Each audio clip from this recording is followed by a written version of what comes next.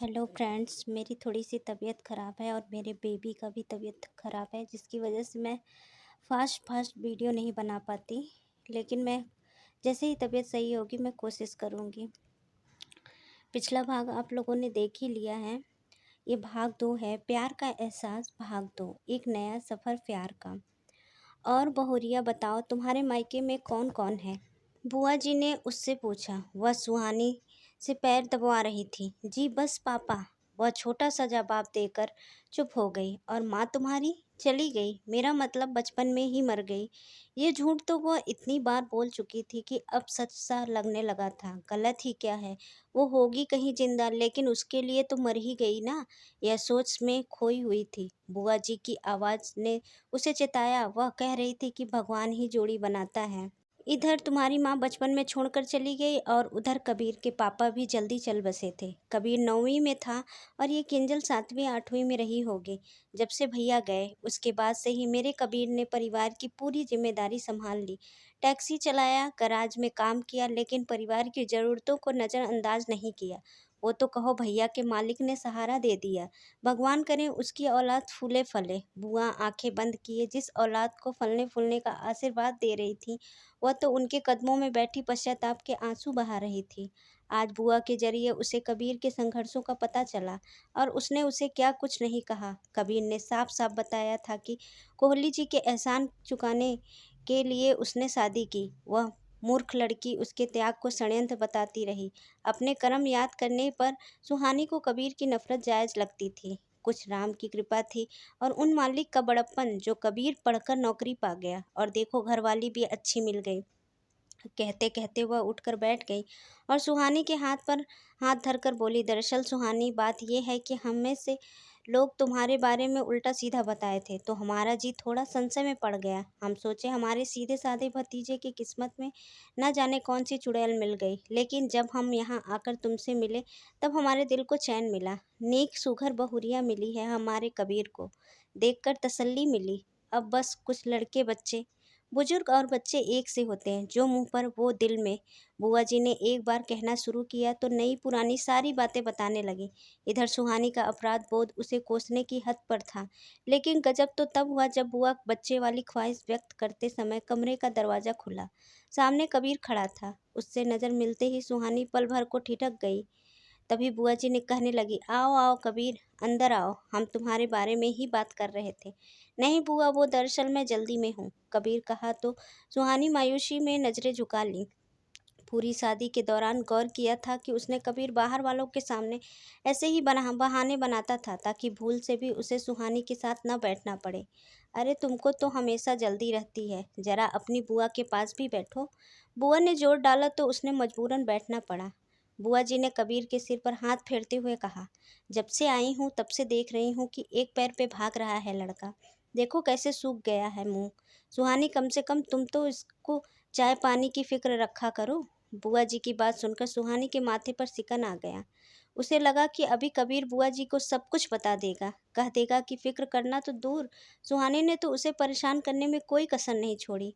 और जब बुआ जी को उसके कर्म पता लगेंगे तो वह उनकी नज़रों में भी गिर जाएगी, जैसे वो सबके नज़रों में गिर चुकी है। यही सोचकर सुहानी का दिल धक धक कर रहा था, लेकिन तभी उसके कानों में कबीर की आवाज़ पड़ी। रखती है, वो मेरी फिक्र रखती है बुआ। कहते हुए कबीर ने तिरछी निगाह पर उस पर फेरी थी। ऐसा लगा जैसे उसकी नज़रें सुहानी को कसूरवार ठहरा रही थी। इसमें लगने वाली कौन सी बात है? कबीर का तुम्हारे अलावा और कौन कसूरवार हो सकता है? एक तुम ही हो जो उसकी ज़िंदगी में ग्रहण लगाकर बैठी हो।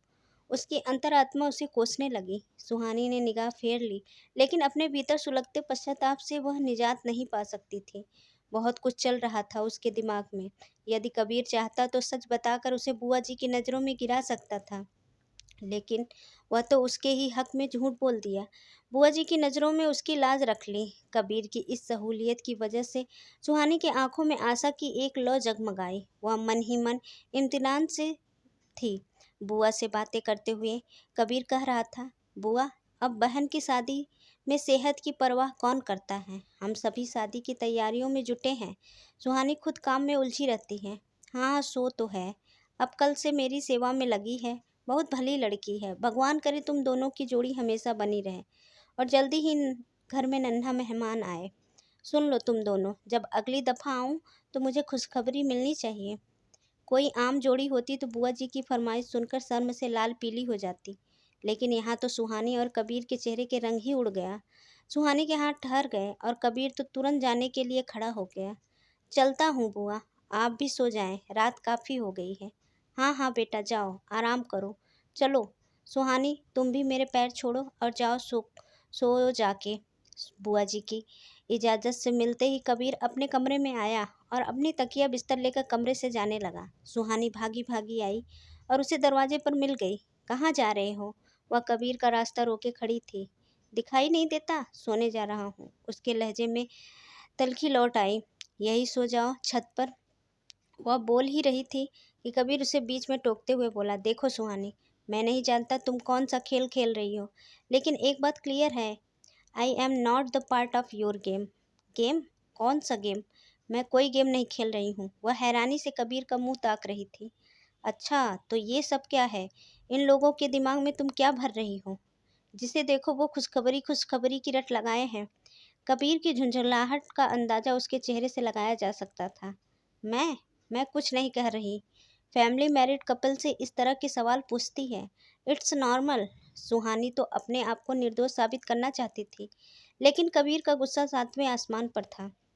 उसने सुहानी के कंधों को पकड़कर दांत टीसते हुए कहा, सुहानी मैडम, ये सवाल नॉर्मल होंगे तुम्हारे लिए, पर मेरे कानों को बहुत चुभते हैं। मैं एक आम इंसान हूँ, एक समझने वाला जीवन साथी। छोटे से परिवार का सपना मैंने भी देखा था, लेकिन तुम बाप बेटी ने मिलकर मेरे सारे सपनों को चकनाचूर कर दिया। इतना गुस्सा क्यों दिखाते हो? क्या सिर्फ मेरी गलती थी? तुमने भी तो ये शादी एहसान उतारने के लिए की, वह भी तैस में आ गई। यही तो फ़र्क है। भले ही ये शादी मैंने एहसान उतारने के लिए की थी, लेकिन शादी को निभाने के लिए मैंने हर कोशिश की। और तुमने क्या किया? सुहानी, तुमने मेरी हर कोशिश ठुकराई, मुझे कोर्ट में लाकर खड़ा कर दिया, और जब जब मैं अपनी तकलीफ़ों से उबरना चाहता हूँ तो तुम मेरे जख्मों पर नमक छिड़क रही हो। ऐसा कुछ नहीं है कबीर, मेरी बात का यकीन करो, मैंने कुछ नहीं किया। लोग खुद इस तरह की बातें करते हैं और तुम उन बातों को एंजॉय करती हो, और मुझे समझ नहीं आता तुम ऐसी बातों पर हंसी कैसे आती है। लोग नहीं जानते, लेकिन तुम तो जानती हो कि चंद दिनों की मेहमान हो इस घर में। किंजल के विदा होते ही तुम्हें भी जाना है इस घर से, और मेरी ज़िंदगी से भी। उफ, कितनी कड़वाहट थी उसके लहजे में। कबीर, मेरी बात सुनो, मैं इस घर को छोड़कर नहीं जाना चाहती। मैं तुम्हें छोड़कर नहीं जाना चाहती। मैं तो अपना रिश्ता सुधारना चाहती हूँ। वह जो आगे बढ़कर कबीर का हाथ थामना चाहिए, तो लेकिन मैं अब तुम्हारे साथ कोई रिश्ता नहीं सुधारना चाहता। कहते हुए कबीर ने उसके हाथ झटक दिया और उसे रोता छोड़कर कमरे से बाहर चला गया। आज फिर सुहानी की पूरी रात आंसू बहाकर बीतनी पड़ी। लो, शादी की मंगल घड़ी भी आ गई। बारात के स्वागत की तैयारियां जोरों शोरों से चल रही थी। फिल्मी संगीत पूरे मोहल्लों में गूंज रहा था। लाइटें, झालर की रोशनी से पूरा घर जगमगा रहा था। लेकिन क्या फ़ायदा, सुहानी के लिए तो सब अंधियारा, कोई रास्ता जूझ ही नहीं रहा था। आज सारा दिन वह अपने कमरे में ही रही। रह रहकर कबीर के कड़वे शब्द उसे याद आ रहे थे, और रह रहकर आंखों में आंसू भी आ रहे थे। कल रात वह उससे झगड़ने के बाद टीना के पास जाकर बैठा था। उस दृश्य को सुहानी भूल ही नहीं पा रही थी। वह बेचारी तो पानी लेने रसोई में गई थी, लेकिन बालकनी से किसी के कह कहे सुनाई दे रहे थे। जब वो वहां जाकर देखी तो कबीर और टीना बैठे थे। उस वक्त सुहानी के सीने पर सांप लौट गया था, लेकिन वह कुछ कहती तो तमाशा होता। खून के घूंट पीकर बेचारी कमरे में लौट आई। बस कल से वह बिस्तर में मुंह छिपाए लेटी थी। किसी से मिलने की इच्छा भी नहीं हुई। ना तो वह बाहर आई और ना ही किसी से पूछा। किसी को भी महफिल में उसकी कमी नहीं खली। कोई पूछने भी नहीं आया। ऐसे ही जब वह इस घर को छोड़कर चली जाएगी, ना तो उसे कोई नहीं पूछेगा। कबीर पूछेगा? खुद ही जवाब सोचकर उसकी आंखें भर आईं।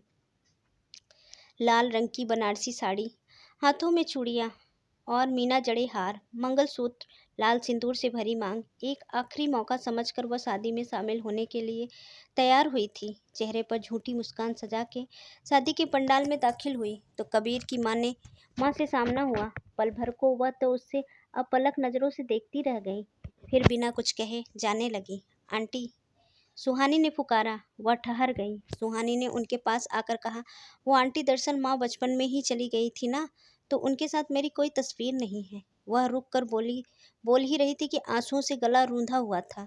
रुकी, फिर बोली, आपके साथ एक तस्वीर ले लूं? उसके सवाल पर जब कबीर की माँ उसे हैरानी से देखने लगी तो वह तुरंत सफाई भी देने लगी। और कोई बात नहीं है, दरअसल आप अच्छी माँ हैं अपने बच्चों की। जब आपको देखती हूँ तो लगता है मेरे पास भी आप जैसी माँ होनी चाहिए थी। लेकिन माँ के मामले में मैं बड़ी गरीब निकली। फिर माँ की तो कोई शौक भी नहीं होती। इतना कहकर वह हंसी थी, लेकिन मुस्कान की बजाय ओठों पर दर्द झलका और आंखों से आंसू। अगले ही पल कबीर की माँ ने कैमरे वाले को आवाज़ दी और बिना कुछ कहे सुहानी के कंधे पर हाथ घेर कर उसके बगल में खड़ी हो गई।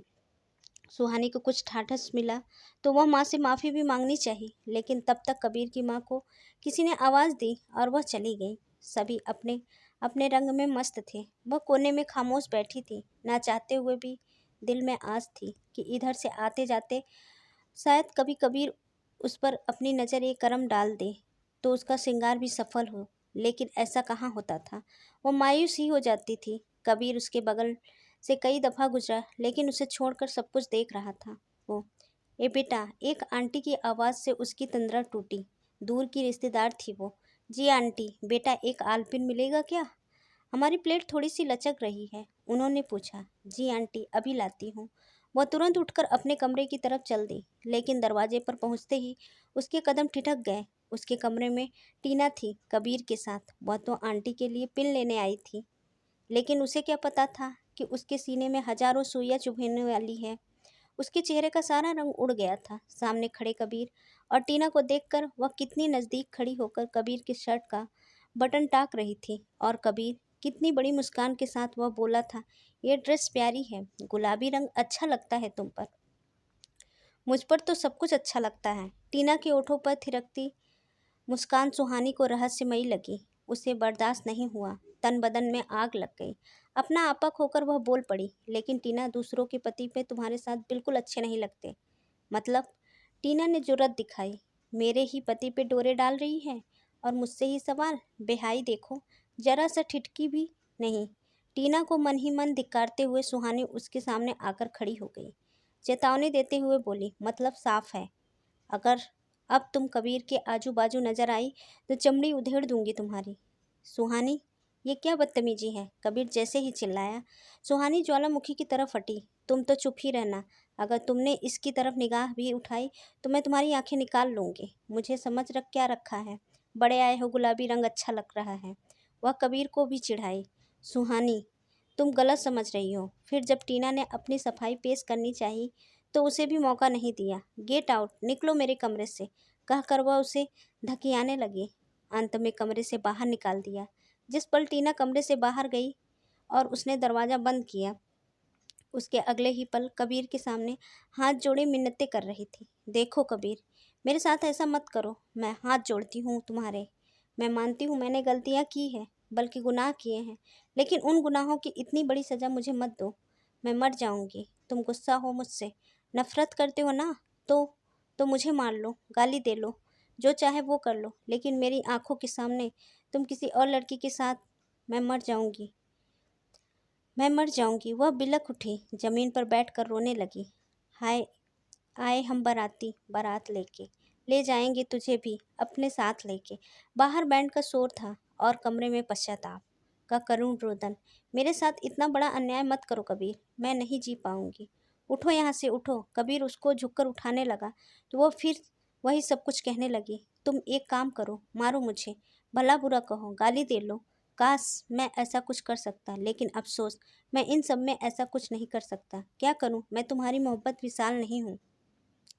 उसकी आंखों में झांकते हुए कबीर ने तंज कसी की तो वह अपना सिर पकड़कर चीख उठी। उफ, वो कबीर, बंद करो उसका जिक्र। विशाल मेरी मोहब्बत कभी नहीं था।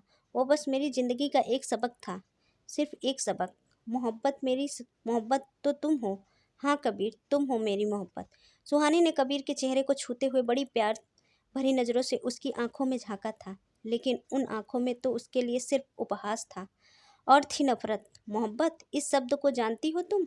वो व्यंग्यात्मक हंसी जब कबीर के ओठों पर थिरकी तो सुहानी के दिल पे कई टुकड़े हो गए। वह रोकर बोली, पहले नहीं जानती थी, किसी से मिली नहीं थी, ना माँ से अपमान मिला, बाप से पैसा और विशाल से धोखा।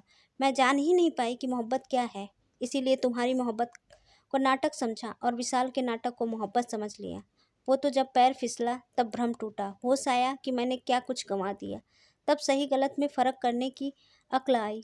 कबीर, मैंने मोहब्बत के मायने तो तुमसे जाने, जो मेरे इतने अपमान के बावजूद कम ना पड़ी। मोहब्बत तो मुझे तुमने सिखाई, और अब जब मैं तुमसे मोहब्बत करना चाहती हूँ तो तुम मुझे छोड़ रहे हो। कबीर, क्या तुम अब मुझसे मोहब्बत नहीं कर सकते? मोहब्बत ना करो तो कम से कम तरस ही खा जाओ। जानते हो, तुम्हें किसी और के साथ देखती हूँ तो एक बार मैं 100 मौतें मरती हूँ। कुछ तो तरस खाओ। उसके दोनों हाथ पकड़े हुए वह अपने गुनाहों की माफ़ी मांग रही थी कि इतने में दरवाजे पर दस्तक हुई। किसी ने आवाज़ दी, अरे कबीर भैया चलिए, द्वार पूजा में आपकी ज़रूरत है। अगले ही क्षण कबीर सुहानी का हाथ छुड़ाकर चला गया। सुहानी वहीं खड़ी मौन आंसू बहाती रही। उसे उसका जवाब मिल गया था। विदाई की घड़ी आ चुकी थी। सभी लोग आंखों में आंसू लिए दरवाजे पर खड़े थे। किंजल अपनी माँ से लिपटकर आंसू बहा रही थी। सुहानी भी एक कोने में खड़ी थी। आंसू उसकी आंखों से बह रहे थे। अपनी विदाई का दृश्य उसके स्मृति पटल पर छाया था। वह तो किसी के गले नहीं लगी थी। माँ थी नहीं, बाप से तो वह खुद नाराज थी। चुपचाप जाकर गाड़ी में बैठ गई थी। घर पर आए होने का तो उसे कोई अफसोस ही नहीं था। घर ने उसे अपनेपन का एहसास कभी नहीं दिलाया। सिर पर सिर्फ छत थी। इसके अलावा घर कहने के उसके पास क्या वजह थी? वजह तो किंजल के पास है। बाहर जाती है तो घर पर माँ इंतजार करती है। कॉलेज से घर आने के लिए भाई तैयार रहता है।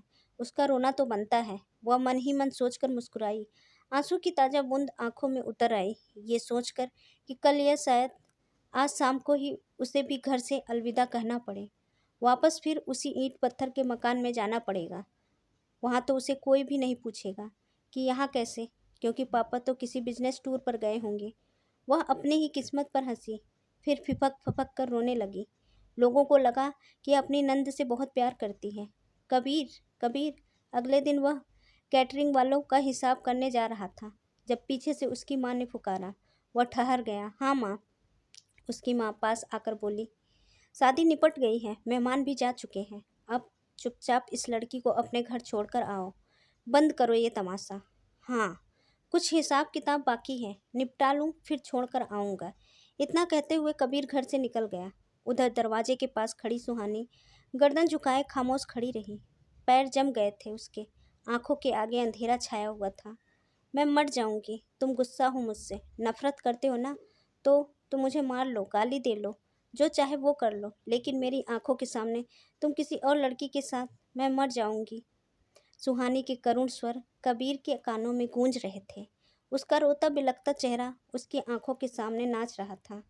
वह पार्क की बेंच पर गर्दन झुकाए खामोश बैठा था। पीछे से टीना आई और कुछ ही दूरी पर चुपचाप बैठ गई। सुहानी के बारे में सोच रहे हो? वह पूछी तो कबीर चौंक गया। उसे टीना के आने का आभास तक नहीं हुआ। हाँ, तुम कब आई? अपने चेहरे पर हाथ फेरते हुए बोला। उसके माथे पर चिंता की लकीरें साफ नजर आ रही थी। अभी, जब तुम सुहानी के ख्यालों में खोए हुए थे। टीना के जवाब में कबीर कुछ बोला नहीं, लेकिन इनकार भी नहीं किया। बताओ ना, क्या सोच रहे थे? वह फिर पूछी।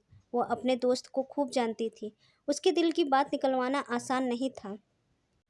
कुछ खास नहीं यार, सुहानी के बारे में ही सोच रहा था। कल देखा था उसे। हाँ, कहती है चमड़ी उधेड़ दूंगी। तुम्हारी कसम से कबीर, तुम्हारी बीबी तो बड़ी खतरनाक है। तुम्हें भी कुछ बोली थी ना? टीना ने हंसते हुए कहा, तो वह भी मुस्कुराते हुए सिर हिलाया। बताया, हाँ, कह रही थी तुम्हारी आंखें निकाल लूंगी।